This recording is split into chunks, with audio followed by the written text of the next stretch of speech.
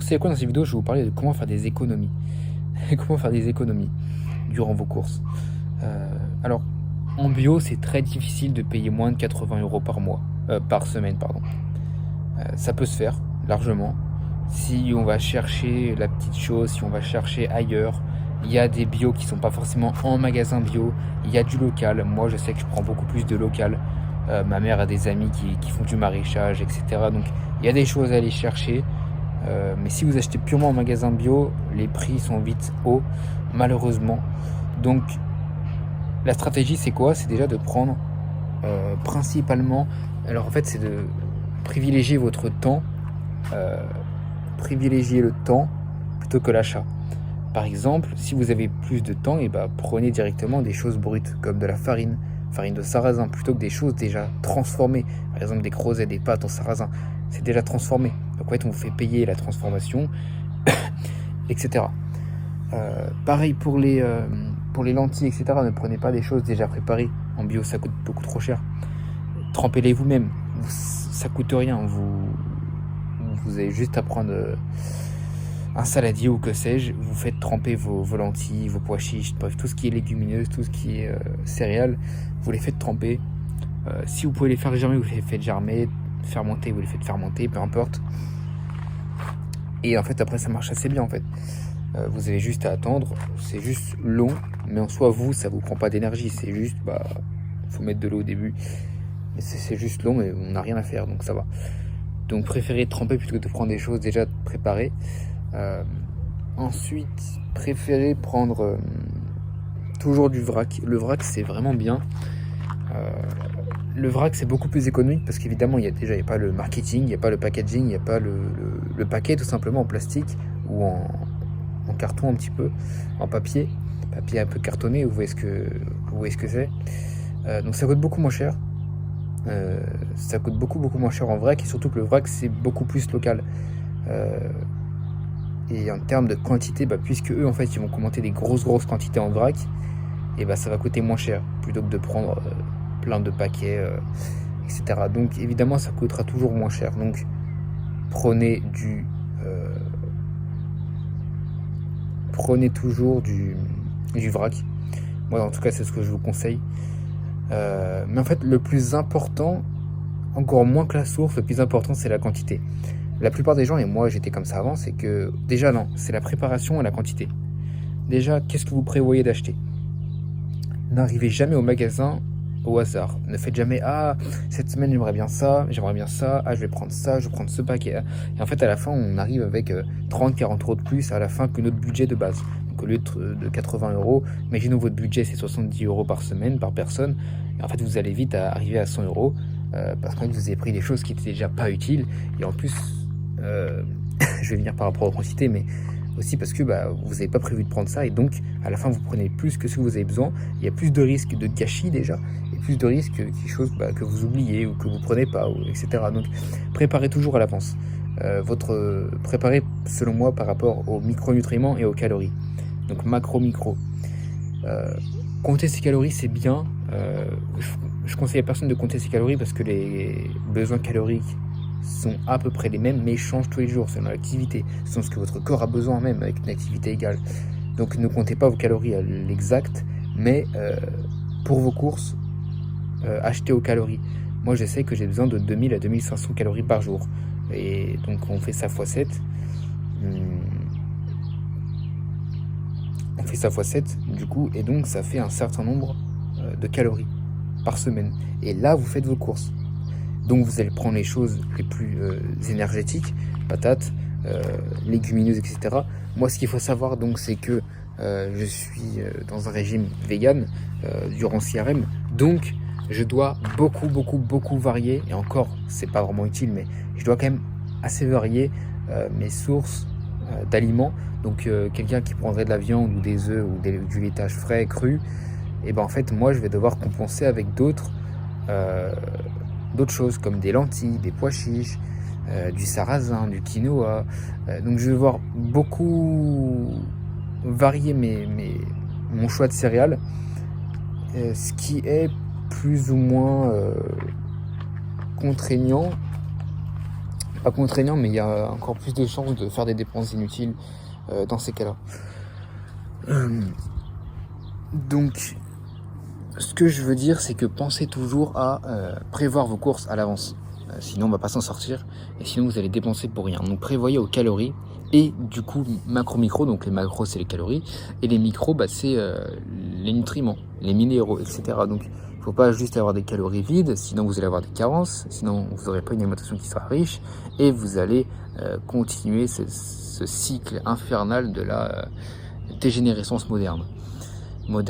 Et donc, prenez des choses riches en nutriments. Moi, par exemple, qui suis dans un régime vegan, en temps normal, je prendrais quoi? Du beurre cru, du fromage frais, du lait cru, si je peux en trouver. Je prendrais quoi d'autre? Des œufs de pâturage, pas tant de viande que ça, même du tout. Là, par exemple, du coup, puisque j'ai pas accès à tout ça, et je prendrais aussi des sardines, évidemment. Des petits poissons, maquereaux, sardines, anchois ou tout ça. Moi, j'aime beaucoup les sardines. Et foie de morue, ou huile de foie de morue, etc. Ça, c'est des choses qui sont très très riches en nutriments. Puisque je peux pas avoir de produits animaux durant ce carême, j'aime pas comme ça. J'aime pas tenir mon téléphone. Ça rend toujours moins bien la vidéo. Dès que je monte à chaque fois mes vidéos et que c'est comme ça, à chaque fois je vois que ça rend beaucoup moins bien que quand je pose juste la caméra et que c'est beaucoup plus stable. Faut que j'y pense. Même pour moi c'est plus confortable. Voilà. Donc, où est-ce que j'en étais? Du coup, moi je disais que étant dans ce carême orthodoxe, je trouvais mes sources de nutriments ailleurs. Déjà, comme je vous l'ai montré tout à l'heure, je vais prendre du soja fermenté, parce que sinon, ce sera déjà beaucoup moins digeste. Tout ce qui est graines, on le fait fermenter, on le fait tremper, on le fait germer, ça dépend. Et donc, faut que ce soit beaucoup plus digeste en enlevant les antinutriments et beaucoup plus riche. Fermentation avec vitamine K2 donc, etc. Donc il y aura beaucoup plus de nutriments. Le soja fermenté sera 40 fois 43 plus riche que le soja non fermenté, donc votre corps a largement plus aimé ça. Donc moi j'ai pris on pourrait prendre du tofu. Moi j'ai jamais testé le tofu, mais je reste sur ma valeur sûre que j'aime beaucoup, le tempeh. Et là j'ai pris comme je vous ai montré tout à l'heure, donc j'ai pris du natto que j'ai jamais goûté de ma vie. On va voir si j'aime. Beaucoup de gens disent qu'ils n'aiment pas. Moi je sais que les aliments fermentés ça m'a jamais dérangé et que je trouve même ça appétissant. Mais on va voir si j'aime. Et puis j'ai pris aussi de la soupe miso. Malheureusement, je sais qu'ils en vendent dans les magasins bio du miso non pasteurisé, mais là, il était forcément pasteurisé. Donc j'ai pris du pasteurisé, c'est moins riche, mais allez, ça reste quand même un aliment qui est fermenté. Parce qu'en fait, je vais beaucoup plus me tourner vers les soupes, vers une alimentation basée sur les bouillons, les soupes. Si j'étais pas dans ce carême, donc je ferais plus de bouillon avec de la viande. Et justement, je répondais à un commentaire dans le school de Mao Brut, et donc je peux le vous partager ici, c'est que moi je suis pas trop fan de viande rouge, et j'en avais déjà parlé dans une dernière vidéo. Je ne suis pas vraiment fan de viande rouge.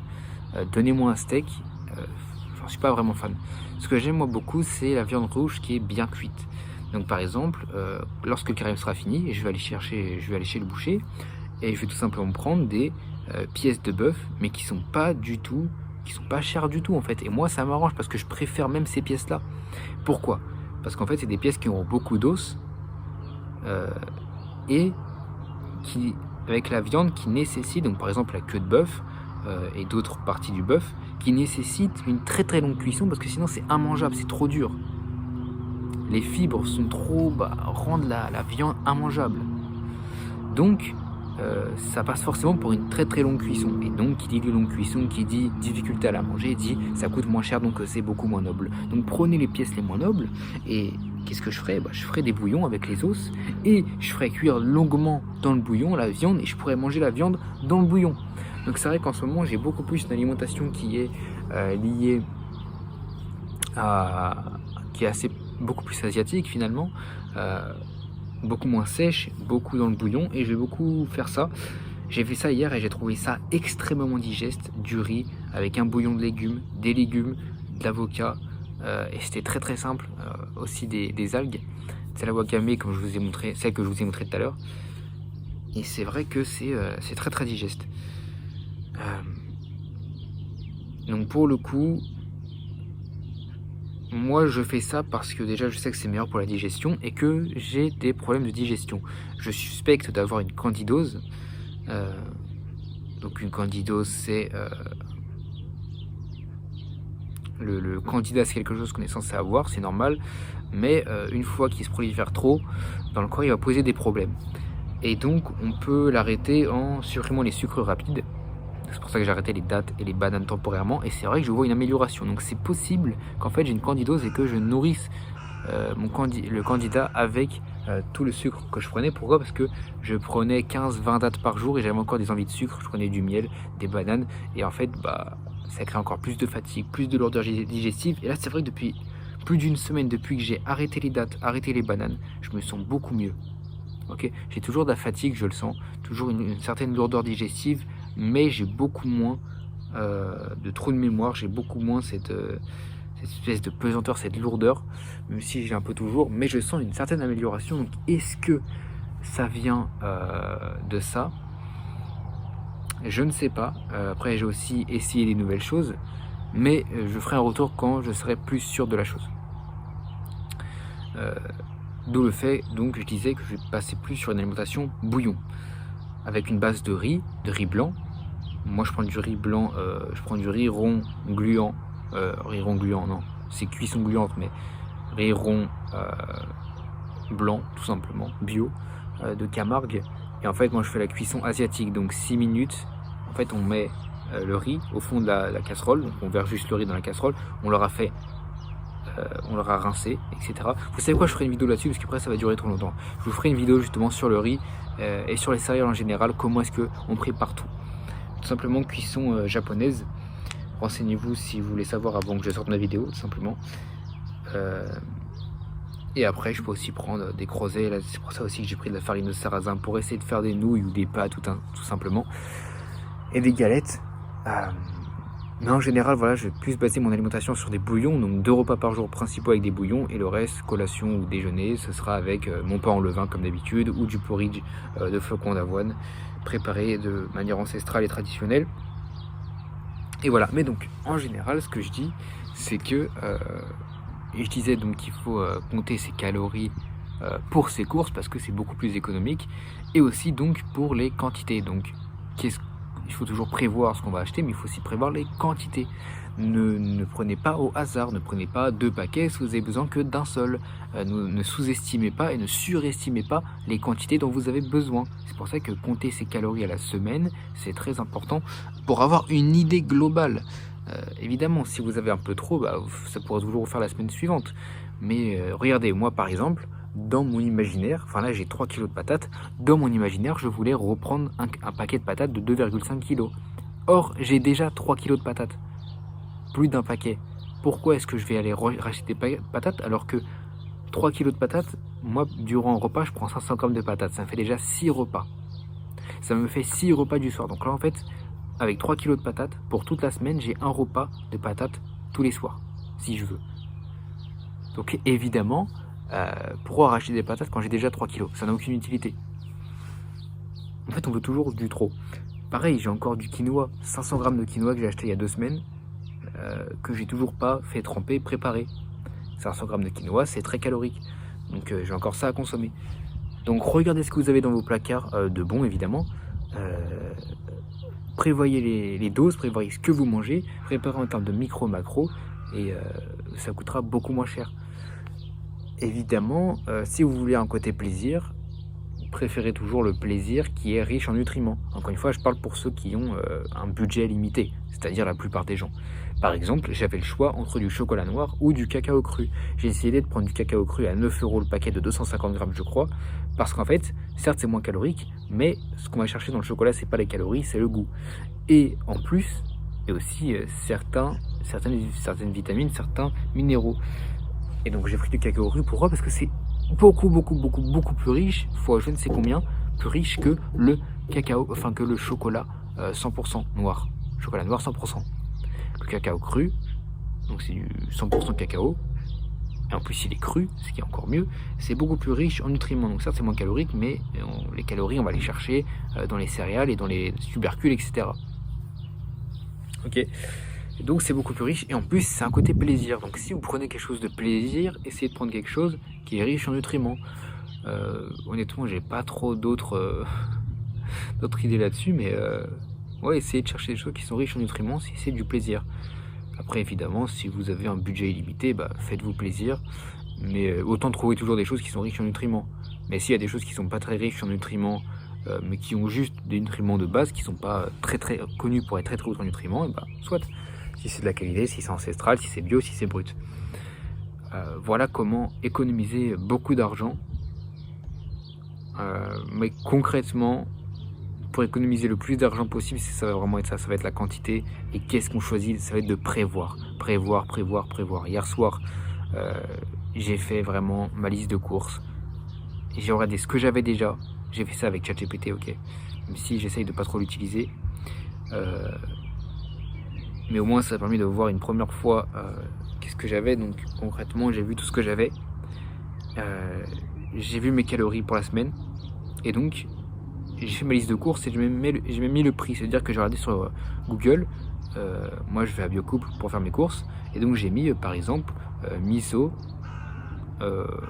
non pasteurisé Biocouple et j'ai vu que c'était à 6 €. Évidemment ils n'avaient pas du miso non pasteurisé, ils avaient que du pasteurisé, c'est 4 € et 4 €, 4-5 €, quelque chose comme ça. Et donc sur ma liste de courses, et j'ai aussi le prix, comme ça je le vois, ce qu'après je peux enlever, etc. Pour gagner le plus d'argent possible, pour garder le plus d'argent possible, même si l'alimentation, évidemment, ça restera toujours le premier domaine où vous devez garder le plus d'argent, concrètement, parce que c'est votre santé.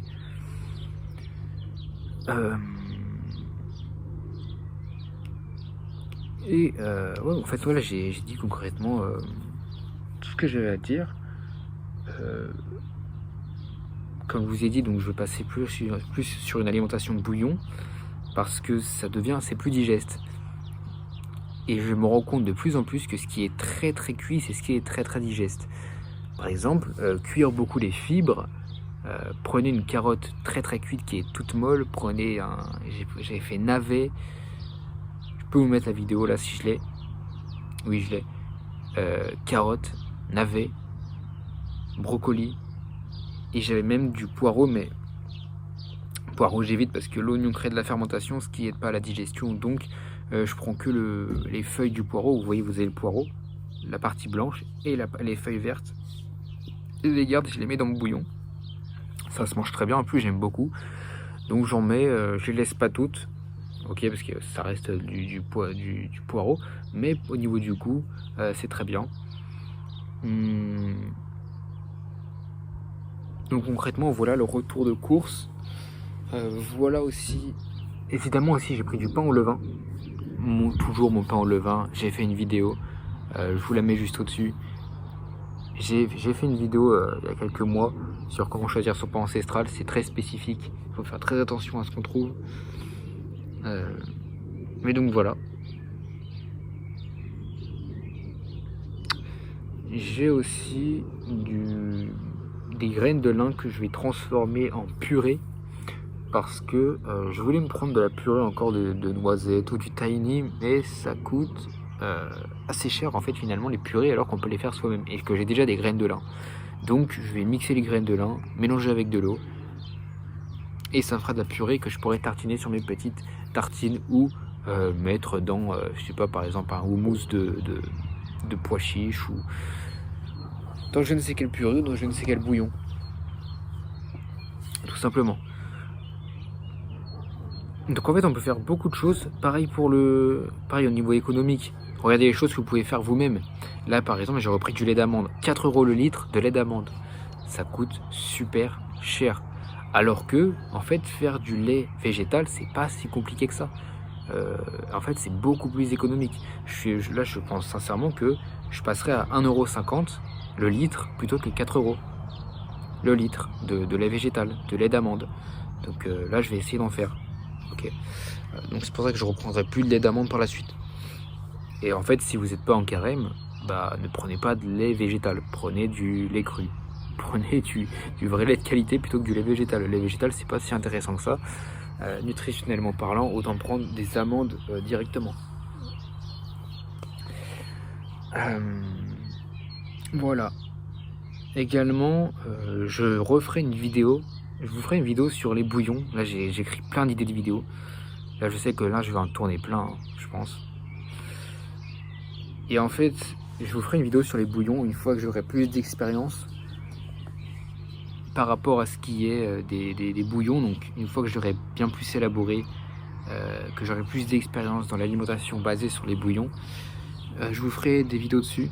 Une vidéo dessus pour vous dire comment faire les bouillons, pour vous expliciter tout ça, mais c'est un sujet qui est extrêmement intéressant. Et le bouillon, c'est l'alimentation à partir de bouillon, c'est l'une des alimentations les plus vieilles de l'humanité. C'est pas pour rien, tout simplement. Donc voilà pour cette vidéo, c'était un petit retour de course, un petit retour aussi sur comment faire des économies aux courses. Et également un petit point sur les situations, sur les objectifs aussi. Ouais, intéressant. Si vous avez des questions en commentaire, comme d'habitude, n'hésitez pas. Si vous avez des témoignages de vos grands-parents, de vos arrière-grands-parents, en tout cas que vous connaissez des témoignages sur la nutrition, sur le mode de vie, sur l'environnement, n'hésitez pas à me partager ces témoignages. J'avais déjà demandé sur Instagram, j'avais reçu des messages, oui, moi, mon grand-père, il faisait ça, et donc il était en forme, etc. C'est toujours intéressant. Partagez vos témoignages, partagez vos expériences aussi. Si vous avez déjà une expérience dans les bouillons, sur comment faire des économies pendant les courses, etc. Mais en général, achetez en gros, achetez en vrac, achetez en local, donc chez des maraîchers locaux, en ferme. Ce sera toujours le plus économique et le mieux pour les gens qui travaillent à côté de chez vous, qui travaillent dur plutôt que les grandes entreprises, tout simplement. Voilà. Tout simplement pour cette vidéo. Que Dieu vous bénisse au nom du Père, du Fils et du Saint-Esprit. Amen.